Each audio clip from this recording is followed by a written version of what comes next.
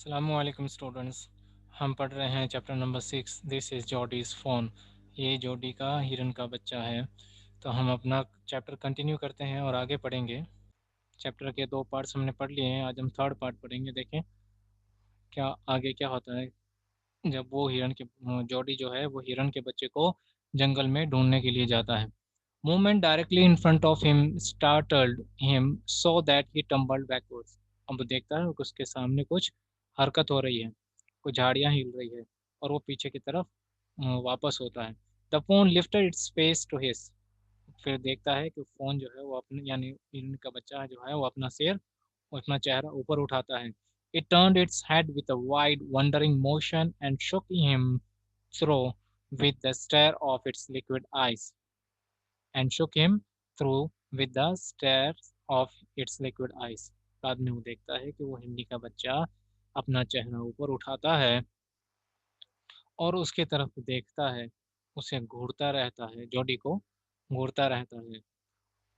ये देख कर के जॉडी जो है वो थोड़ा घबरा जाता है।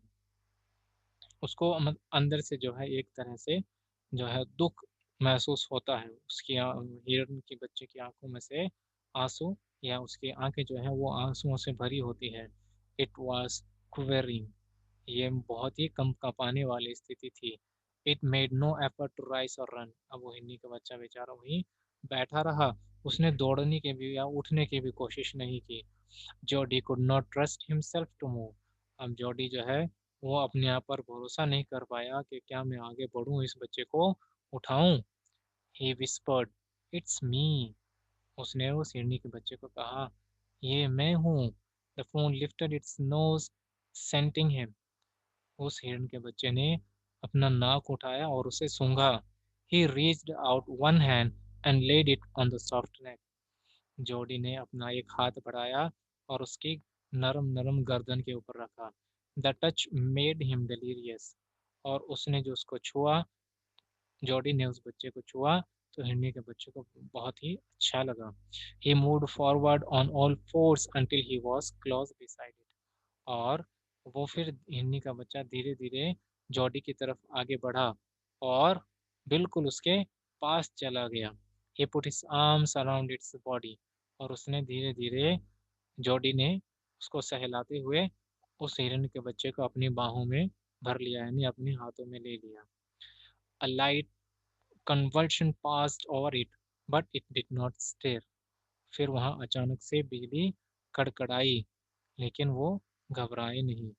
He stroked its side as gently as though the phone were a china deer and he might break it।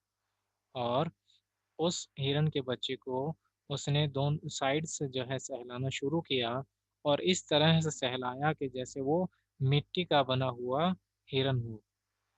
और अगर वो ज़ोर से उसको छुएगा या पकड़ेगा तो वो टूट जाएगा। It's skin was very soft.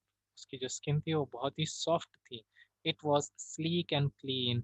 वो बिल्कुल ही साफ सुथरा और स्मूथ जो है उसकी स्किन थी, तो इसीलिए वो बच्चा जो है बिल्कुल साफ सुथरा और स्मूथ छूकर से पता चला कि ये ऐसा है। And had a sweet scent of grass. और उसके अंदर से घास की अच्छी खुशबू आ रही थी। He rose slowly and lifted the fawn from the ground. Jody धीरे से खड़ा हुआ और फोन को जमीन से उठा लिया, अपने हाथों में उसे उठा लिया। इट्स लेग्स हंग लिम्पली। उसके पैर जो थे ना वो लटक रहे थे, जैसे उनमें बिल्कुल ही ताकत ना हो। दे वर सरप्राइजिंगली लॉन्ग। और उसके पैर जो थे ना वो काफी लंबे भी नजर आ रहे थे। And he had to hoist the fawn as high as possible under his arm. और उस छोटे से बच्चे को जोड़ी को बहुत ही ऊपर उठा करके रखना पड़ रहा था ताकि उसके पैर जो है नीचे ना घसीटने पाए।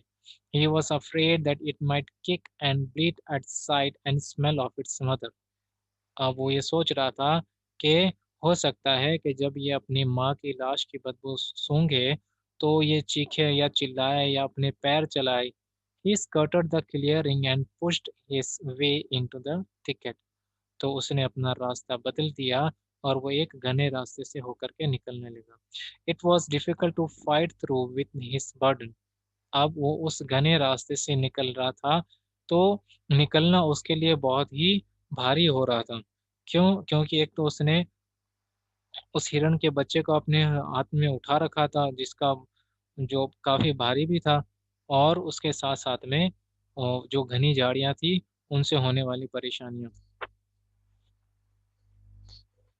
The fawn's legs caught in the bushes and he could not lift his own with freedom. अब उस फ़ोन के पैर जो थे ना, वो कहीं झाड़ी में अटक गए और वो अब उसको छुड़ा नहीं पा रहा था। He tried to shield its face from prickling vines, और वो उसके चेहरे पे, हिरन के बच्चे के चेहरे पे हाथ भी रख कर के चल रहा था, जिससे उसके चेहरे पे किसी काँटे चुभने से चोट ना लग जाए। Its head moved with his stride, उसका सिर भी जो है वो छुपा रहा था। His heart thumped with the marvel of its acceptance of him, और उसका दिल जो है ना वो धक-धक कर रहा था, क्योंकि जोडी ने उसको अपना लिया था। He reached the trail and walked as fast as he could until he came to the intersection with the road home. अब वो रास्ते पर आ गया और वहाँ से जल्दी-जल्दी वो एक चौराहे पर, यानी जहाँ 2 रास्ते मिलते थे, जिसमें से एक रास्ता उसके घर की तरफ जाता था, उस सड़क पर आ गया। He stopped to rest, और वो वहाँ आराम करने के लिए रुक गया। And set the phone down on it's dangling legs, और उसने अपने वो छोटे बच्चे को वहाँ ज़मीन पर उतार दिया, और वो बच्चा अपने पैरों पे खड़ा हो गया, जो पैर उसके काफ़ी कमज़ोर थे। इट वेवर्ड ऑन देम, और वो उनके अपने पैरों पे चल रहा था हिरन का बच्चा, और वो हिल रहे थे। It looked at him and bleated, उसने उसकी तरफ देखा, हिरन ने, हिरन के बच्चे ने जॉडी की तरफ देखा, और वो उसने आवाज़ लगाई, ब्लीट किया, जैसे हिरन के बच्चे बोलते हैं। ही सैड एन्चेंटेड, तो उसने कहा, I carry you after I get my breath. तो जॉडी ने कहा उस बच्चे से कि मैं तुम्हें लेकर के जाऊंगा, लेकिन मुझे पहले थोड़ा आराम करने दो, मुझे सांस लेने दो। He remembered his father saying that a phone would follow if it had first been carried. तो उसे अपने पापा की एक बात याद आई, उन्होंने बताया था कि अगर तुम हिरन के बच्चे को लेकर के थोड़ी दूर चलोगे ना, उसके बाद में वो अपने आप तुम्हारे पीछे आने लगेगा। He started away slowly. वो धीरे-धीरे, जॉडी धीरे-धीरे चलने लगा। The phone stared after him. उस फ़ोन ने जॉडी की तरफ देखा, घूरा उसको। He came back to it and stroked it and walked away again. फिर बाद में वो वापस आया, जॉडी, उस बच्चे की तरफ, और उसे एक धीरे से धक्का दिया, ताकि वो उसके पीछे चले, और फिर जॉडी वापस आगे चला गया। It took a few wobbling steps towards him and cried piteously. वो उसके पीछे-पीछे थोड़ा लड़खड़ाता हुआ चला, फिर उसे थोड़ा दर्द हुआ और दर्द में चिल्लाया। It was willing to follow him. It belonged to him. It was his own. He was light-headed with his joy. अब वो बच्चा जो था ना, वो उसके पीछे चलना चाहता था। अब वो तो उसी का बच्चा हो गया था। उसका खुद का, कहने का मतलब वो हिरन का बच्चा जो था, वो जॉडी का हो गया था। और जॉडी भी जो था, वो अब इस बात से बहुत ही खुश था। He wanted to fondle it, to run and romp with it, to call to it to come to him. He dared not alarm it. He picked it up and carried it in front of him over his 2 arms. It seemed to him that he walked without effort. अब Jordi ये चाहता था कि वो हिरन का बच्चा उसके पीछे-पीछे चले, उसके पीछे-पीछे दौड़े, कूदे, और वो उसे बुलाए तो वो उसकी तरफ चल कर के भी आए। He dared not alarm it. अब वो उसे परेशान या डराना नहीं चाहता था। He picked it up. उसने उसे उठाया and carried it in front of him. और वो उसको ले अपने सामने उस बच्चे को उठा करके लेकर के गया। ओवर हिज 2 आर्म्स, मैंने उस बच्चे को उसी की आंखों के सामने वो उठा करके ले जा रहा था अपने दोनों हाथों में। It seemed to him that he walked without effort, और उस बच्चे को ये लग रहा था, हिरण के बच्चे को, कि जॉडी को मुझे उठाने में बिल्कुल भी परेशानी नहीं हो रही। His arms began to ache and he was forced to stop again. अब जॉडी छोटा बच्चा था, उसके हाथों में दर्द होना शुरू हो गया और वो फिर से रुक गया, उसको रुकना पड़ा। When he walked on, the phone followed him at once. फिर जब दूसरी बार वो उसने रुक करके आराम किया और फिर वो चला, तो इस बार जो है उस हिरन का बच्चा जो है उसके पीछे पीछे चलना शुरू हो गया। He allowed it to walk a little distance. वो थोड़े डिस्टेंस पे उसके साथ चला। Then picked it up again. और फिर उस जोड़ी ने उसको अपने हाथों में उठा लिया। The distance home was nothing. अब दूर घर जो है ज़्यादा दूर नहीं था। He could have walked all day and into the night. और जॉडी उसको पूरा दिन और पूरी रात उठा करके चल सकता था। Carrying it and watching it follow. और उसको उठा करके भी चल सकता था और उसको चलता हुआ भी देख सकता था। यानी उसको अपने पीछे-पीछे भी चलता हुआ देख सकता था। He was wet with sweat. अब वो पसीने से गीला हो गया था, Jordi. But a light breeze blew through the June morning, calling him. अब ये जून का महीना था और हवा जो आ रही थी, वो उसे ठंडक दे रही थी। The sky was as clear as spring water in a blue china cup. आसमान जो था ना बिल्कुल साफ नीले रंग का हो रखा था, जैसा एक किसी चीनी मिट्टी के प्याले के अंदर पानी हम रखते हैं, बिल्कुल इसी तरह वो आसमान साफ नजर आ रहा था। He came to the clearing. अब वो तो एक साफ जगह यानी सीधे साफ रास्ते पर आ गया, जंगल से निकल गया था बिल्कुल। It was fresh and green after the night's rain. और उसने देखा कि अब रात को जो बारिश हुई थी, अब जो है जो सराउंडिंग्स है उसके आसपास की जगह जो है ना वो ये बिल्कुल हरी भरी हो गई है। He fumbled with the latch and was finally obliged to set down the phone to manage. फिर वहां पर वो लड़खड़ाया और वो लड़खड़ाने के बाद उसने उस बच्चे को नीचे उतार दिया। Then he had an idea. फिर उसे एक आइडिया आया। He would walk into the house, into Penny's bedroom, with the phone walking behind him. अब उसे एक आइडिया, उसने सोचा कि अब मैं इस बच्चे को जो है अपने घर में चला करके ले जाऊंगा और मैं पापा के बेडरूम तक यानी पैनी के बेडरूम तक जहाँ पर वो लेटे हुए थे वहां तक उस बच्चे को चला करके ले जाऊंगा। अब मेरे पीछे पीछे चले गए जब मैं पापा के कमरे में जाऊँ। But at the steps the fawn balked and refused to climb them. लेकिन जैसे ही हम सीढ़ियों पे पहुंचे तो वो सीढ़ियां चढ़ना ही नहीं चाहता था। He picked it up and went to his father. उसने उसे उठाया और अपने पापा के पास गया। पेनी ले विथ क्लोज्ड आइज। पेनी आंखें बंद करके आराम कर रहे थे, लेटे हुए थे। जॉडी कॉल्ड पा, लुक। जॉडी ने कहा पापा देखो। पेनी टर्न्ड हिज हेड। पेनी ने अपना सिर घुमाया। Jordi stood behind beside him. Jordi उसके यानी पा के पेनी के पास खड़ा हुआ था। उसने कहा the fawn clutched hard against him. और उसने उस बच्चे को अपने हाथों में जकड़ा यानी पकड़ा हुआ था। It seemed to Penny that the boy's eyes were as bright as the phones. Penny को लगा कि उनके बच्चे की यानी बेटे की आंखें ना खुशी से इतनी अ, चमकदार लग रही है जितनी चमकदार इस बच्चे यानी हिरन के बच्चे की लग रही है। He said, I am glad you found it. उसके पापा ने कहा मुझे खुशी हुई कि तुमने इसे ढूंढ लिया। Jody then went to the kitchen. Jody फिर किचन में गया। The fawn wobbled after him. फिर उस वो बच्चा उसके पीछे पीछे गया। A pan of morning's milk stood in the kitchen safe. और सुबह का दूध जो था वो किचन में रखा हुआ था। The cream had risen on it. उसके ऊपर क्रीम आ गई थी। He skimmed the cream into a jug. उसने उसके ऊपर से मलाई हटा करके जग में डाला। ही poured milk into a small gourd। फिर उसके उसने जो है एक छोटे बर्तन में उसने उसे दूध निकाल करके दिया। He held it out to the fawn. उसने उसको उस हिरन के बच्चे की तरफ बढ़ा दिया। It butted it suddenly. उसने उसको जल्दी पी लिया। Smelling the milk. उसको सूंघ करके जल्दी पी लिया।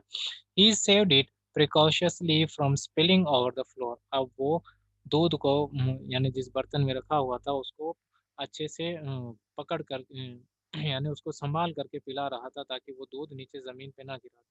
It could make nothing of the milk in the ball. लेकिन वो उसमें से पी नहीं पा रहा था। ही dipped his fingers in the milk and thrust them into the phone's soft wet mouth. तो जैसे एक हमारे घर के अंदर पतली सुराहीदार कोई चीज़ होती है, तो वैसी चीज़ में उसने उसको दूध निकाल करके दिया, लेकिन वो उसमें से पी नहीं पाए। तो उसने अपनी उँगली दूध में डुबोई और हिरनी के बच्चे के मुंह में डाली। It sucked greedily. और फिर उसने बच्चे ने उसकी उंगली को चूसा।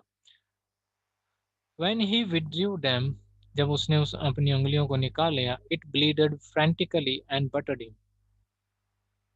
और जैसे ही उसने उंगलियां निकाला तो वो बच्चा जो है फिर से मिमियाने लगा कि मतलब जैसे उसको दूध और चाहिए। He dipped his fingers again and as the phone sucked, he lowered them slowly into the milk. तो फिर उस बच्चे ने ऐसा ही किया, उसके मुंह में दूध से भरकर उंगलियां देता और फिर वापस निकालता और फिर उंगलियां उसके दूध में डुबो करके उसके मुंह में डालता। The phone blue and sucked and स्नॉटेड। तो बच्चे ने ऐसे ही जो है उसकी उंगलियों से दूध पीना शुरू किया। It stamped its small horse impatiently, और अपने पैरों को जो है वो जमीन पे मार रहा था।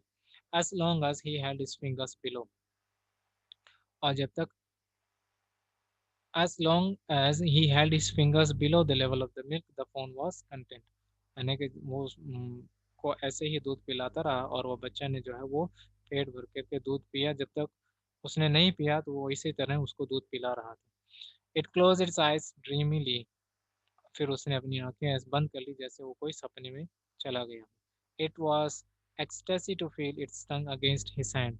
वो जोडी को जो है उसकी टंग जो थी, उसकी जबान जो थी अपने हाथों पर उसको महसूस हो रही थी और उसे बहुत ही अच्छा लग रहा था।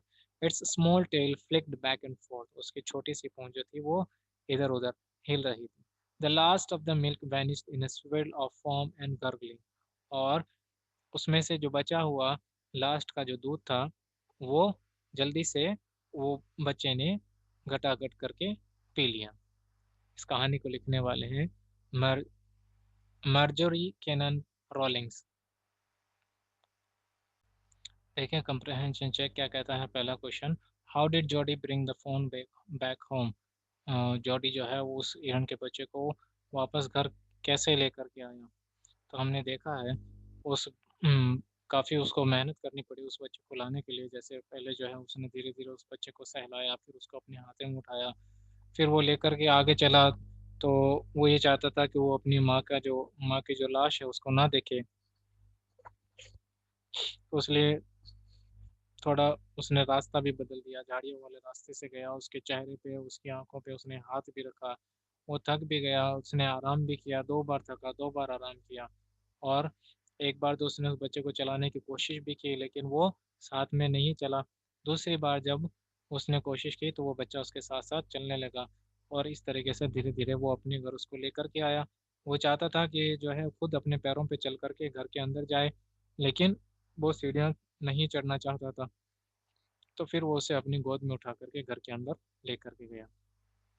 Number 2, Jordi was filled with emotion after he found the phone.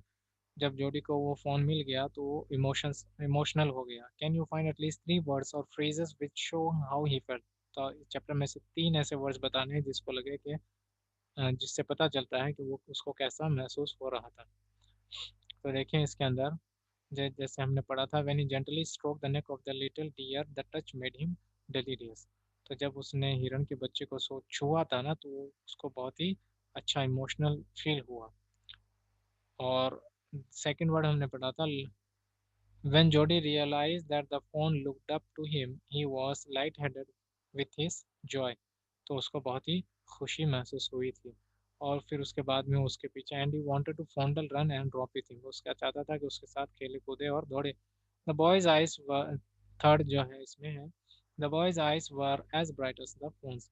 तो लास्ट में इसके फादर ने भी कहा था कि इसकी आंखें जो है मुझे तुम्हारी आंखों जितनी ही चमकदार नजर आ रही हैं। देखें हम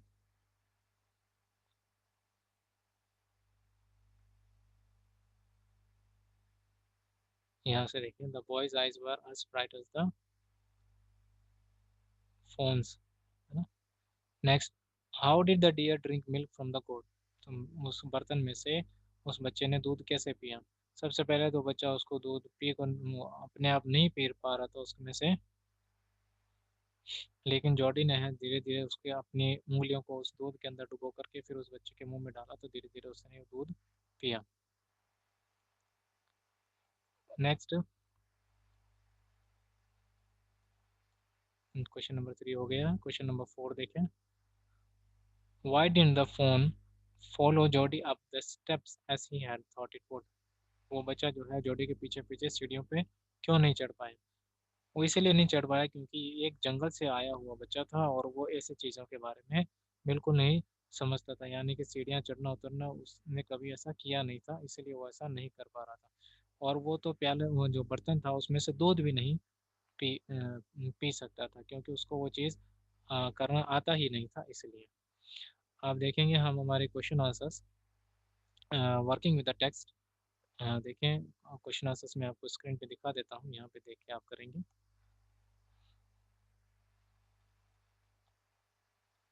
number 1, why did Penny Baxter allow Jody to find Jody to go find the fawn and raise it? Penny ने क्यों उसको परमिशन दे दी कि वो जाए, जोडी को परमिशन दी कि वो जाए और फ़ोन को लेकर के आए और उसको बड़ा करे। तो इसका आंसर देखिए यहाँ से लेकर के यहाँ तक आपको लिखना है, यहाँ से यहाँ तक। Then comes question number 2, what did Doc Wilson mean when he said nothing in the world ever comes quite free? Doc Wilson ने ऐसा क्यों कहा था? उसने कहा था ना कि इस दुनिया में कोई भी चीज़ फ्री नहीं मिलती है। उसने ऐसा क्यों कहा था? देखिए इसका आंसर लिखेंगे आप यहाँ से लेकर के यहाँ तक, क्योंकि अब देखो पैनी को अपनी लाइफ बचानी थी तो उसने उस हिरनी को मार दिया था और हिरनी को मारा तो उसकी जान बच गई। अब जान तो बच गई लेकिन अब उसके बदले में कुछ करना तो पड़ेगा। तो उसके बदले के में करने के लिए तो उसने ये किया कि उसने उस हिरनी के बच्चे को अपना लिया। Next, how did Jody look after the phone after he accepted the responsibility for doing this? जोडी ने क्या किया जब उसने उस फ़ोन को जो है एक्सेप्ट कर लिया कि नहीं मैं तो अब इसको अपने साथ रखूँगा, अब इसको अपने पास रख कर के बड़ा करूँगा। वो उसका ध्यान कैसे रखता था? ध्यान ऐसे रखता जैसे हमने देखा कि पहले वो जंगल में गया, उस बच्चे को ढूँढा, उसको सहलाया, फिर अपने हाथों में ले वो उठाया उसको, है ना? और फिर धीरे-धीरे वहाँ से इतनी मुश्किलों के साथ उसको लेकर के आया। और इतना ही नहीं और घर ला कर के भी जो है उसको फिर दूध वगैरह पिलाया, तो हमने चैप्टर में पढ़ा है कैसे पिलाया। तो इससे हमें पता चलता है कि जॉडी जो है वो उसको रखने के लिए तैयार था और रेडी हो गया था और उसने उसे अपना लिया था।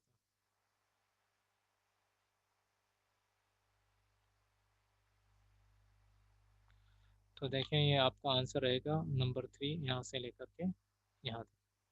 अब देखिए question number 4, how does Jody's mother react when she hears that he is going to bring the fawn home? Jody की मदर को कैसा लगा कि जब जॉडी जो है उस हिरन के बच्चे को घर लेकर के आएगा?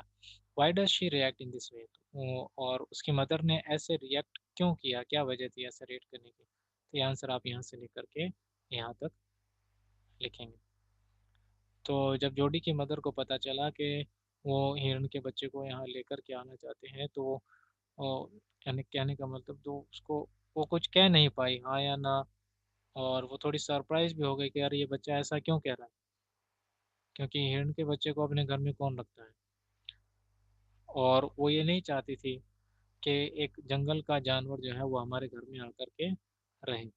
और चलो रहना तो कोई बात नहीं लेकिन फिर उसके खाने पीने का इंतज़ाम, दूध का इंतज़ाम वो भी तो था। इसीलिए उसने इस तरह से रिएक्ट किया था। तो ये हो गया आपके क्वेश्चन एंड आंसर्स कंप्लीट। तो ये हो गया हमारा चैप्टर नंबर 6 कंप्लीट हो गया है। तो आप इसके सबसे पहले तो वर्ड मीनिंग्स करेंगे। ये जो वर्ड मीनिंग्स हैं अब चैप्टर में करते आ रहे हैं, इस चैप्टर में भी पहले आप वर्ड मीनिंग्स करेंगे। वर्ड मीनिंग्स करने के बाद में क्वेश्चन आंसर्स करेंगे नंबर 1 to 4, जो मैंने आपको अभी स्क्रीन पे दिखा दिए थे। फिर से देख लें। यह है क्वेश्चन नंबर 1 का आंसर यहाँ से यहाँ तक है, यहाँ से लेकर के यहाँ तक।